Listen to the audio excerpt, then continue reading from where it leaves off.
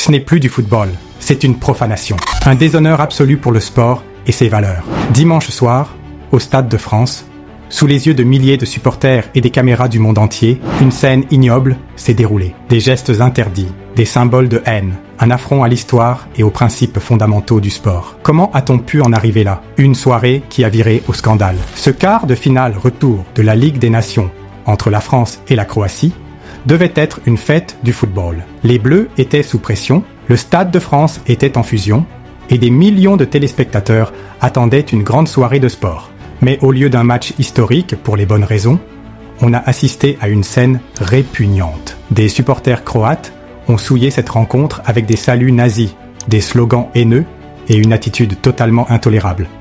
Les images sont effroyables. On y voit clairement plusieurs individus lever le bras, un salut nazi en plein Stade de France. Oui, vous avez bien entendu. Et ce n'est pas tout. Dès l'entrée des joueurs sur la pelouse, les premiers incidents éclatent.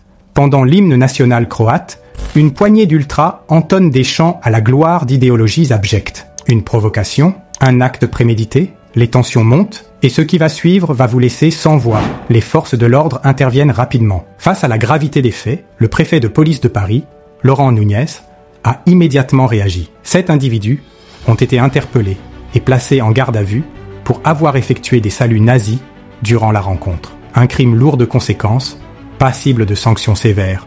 Mais l'histoire ne s'arrête pas là. Les révélations qui suivent sont encore plus choquantes. Selon des sources policières, ces gestes ne sont pas un simple dérapage isolé. Ils ont été répétés, une première fois pendant l'hymne national, puis à plusieurs reprises en première mi-temps. Le pire, ces individus n'étaient pas là par hasard. Avant même le début du match, un cortège de près de 300 supporters croates a défilé dans les rues de Saint-Denis. Ils ont chanté des slogans nationalistes, allumé des fumigènes et effectué des saluts nazis. Une provocation intolérable. Et ce que vous allez découvrir maintenant dépasse l'entendement. Lors des fouilles de sécurité, la police a fait une découverte hallucinante. Des barres de fer dissimulées, des matraques télescopiques prêtes à l'emploi, des bâtons aiguisés, des engins pyrotechniques illégaux. Quel était leur objectif? Pourquoi ces armes se trouvaient-elles en possession de ces individus? Le simple fait d'imaginer ce qui aurait pu arriver donne froid dans le dos. L'indignation monte partout en Europe. Le préfet Nunez a immédiatement réagi sur les réseaux sociaux.